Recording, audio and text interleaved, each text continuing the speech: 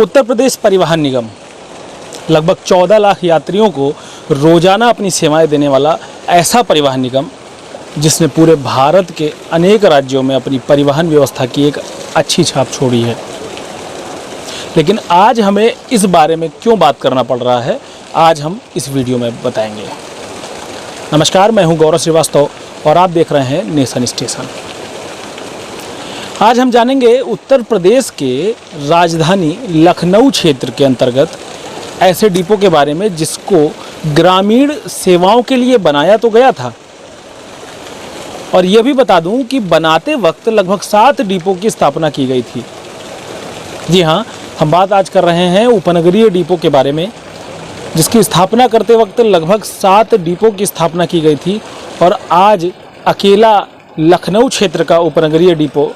लड़ाई लड़ता जा रहा है और अधिकारियों के मंसूबे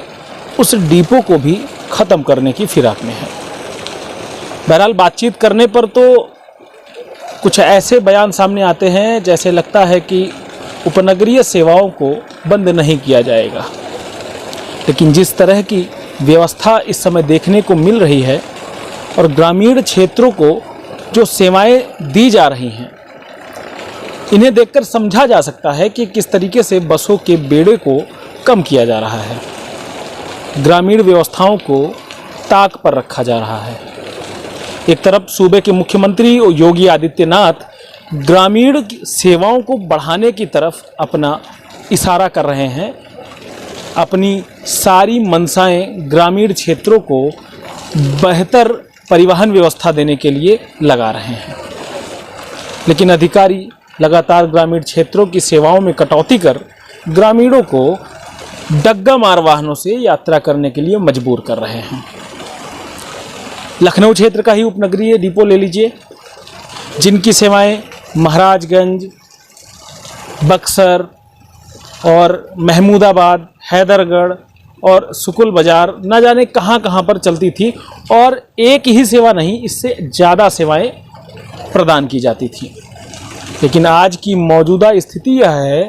कि अगर दिन भर में एक सेवा भी चली जाती है तो यात्रियों को धक्का मुक्की, और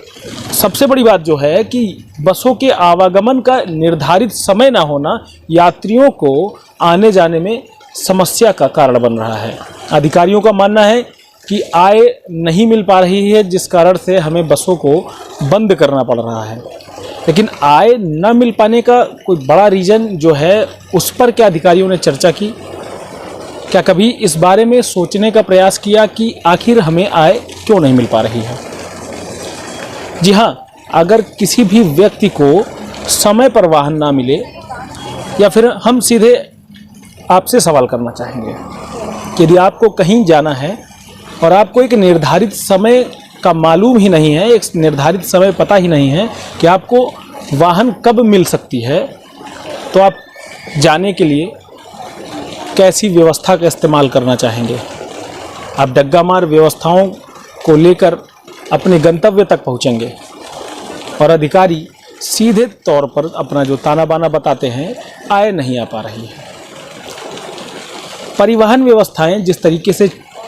चरम पर पहुंच चुकी हैं और अधिकारियों का शोषण किस तरीके से चरम पर पहुंच चुका है, वह आप पिछले 2-3 दिनों पहले ही देख चुके हैं। पूरा लखनऊ क्षेत्र लगभग हड़ताल की स्थिति में था, और लखनऊ क्षेत्र के कर्मचारी ही नहीं, लखनऊ क्षेत्र के ही अंतर्गत आने वाले रायबरेली डिपो के ARM का वह पत्र भी वायरल हो चुका है, जिसमें उन्होंने RM की प्रताड़ना को देखते हुए हार्ट अटैक की संभावना जताई थी। और मैं ऐसे RM की बात कर रहा हूं जिसने फर्जी तरीके से डिपो का गठन किया और कर्तव्य परायणता, ईमानदारी की प्रतिमूर्ति कहे जाने वाले उत्तर प्रदेश परिवहन निगम के प्रबंध निदेशक संजय कुमार जी ने कई ARMओं को जेल की सलाखों के पीछे करवा दिया। कारण था डीजल की चोरी। अब डीजल की चोरी का जो मामला था, कहीं पर 5 लीटर का था, कहीं पर 50 लीटर का था, लेकिन इस मामले के चलते कई ARMओं को हवालात की हवा खानी पड़ी। लेकिन फर्जी डिपो बनाने वाले RM को आज तक किस तरीके से संरक्षण मिला हुआ है, यह आप देख और समझ सकते हैं। कई मीडिया कर्मियों के बातचीत करने पर उल्टे जवाब मिलना, अधिकारी का नेतृत्व अपने कर्मचारियों के प्रति उदासीन होना और लगातार 6वें नंबर से लखनऊ क्षेत्र का ही स्थान 19वें नंबर पर खिसकना कहीं ना कहीं यह बताता है कि अधिकारियों की मॉनिटरिंग किस कदर कमज़ोर हो चुकी है और लगातार भ्रष्टाचार की व्यवस्था के साथ खेला जा रहा है। परिवहन निगम को दुरुस्त करने की चाहत उत्तर प्रदेश के मुख्यमंत्री योगी आदित्यनाथ में भी रही है और लगातार परिवहन मंत्री दयाशंकर सिंह जी को भी देखा जा सकता है कि किस तरीके से परिवहन व्यवस्थाओं को चुस्त करने की बात करते हैं। लेकिन डग्गा मार व्यवस्था, चूँकि डग्गा मार वाहन जो चल रही हैं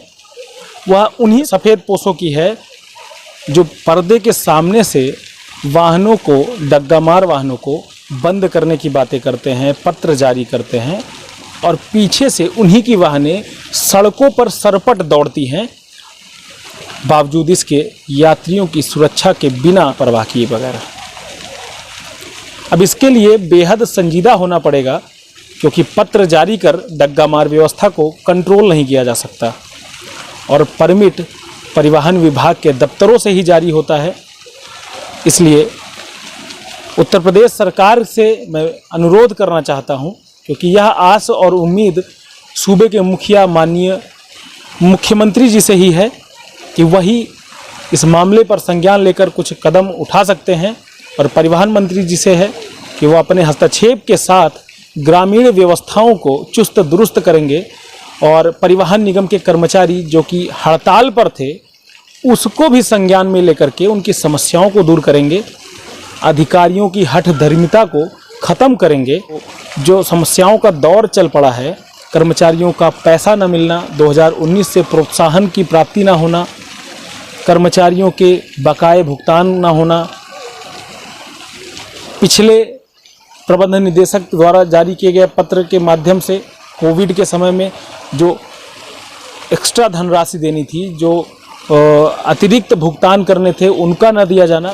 कहीं ना कहीं कर्मचारियों के दिल और दिमाग में उदासीनता का एक बड़ा विषय बन रहा है, जिसे लेकर माननीय मुख्यमंत्री जी को संज्ञान लेना चाहिए और परिवहन व्यवस्था को पूरे भारत में जिस तरीके से एक अमिट छाप बनी हुई थी उसे बरकरार रखना चाहिए।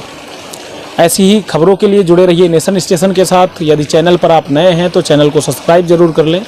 वीडियो अच्छा लगा हो तो आप ज़्यादा से ज़्यादा लोगों तक शेयर करें, लाइक करें। लगातार हमारे साथ बने रहने के लिए धन्यवाद। देखते रहिए नेशन स्टेशन। मैं गौरव श्रीवास्तव आपसे लूँगा विदा। तब तक के लिए नमस्कार।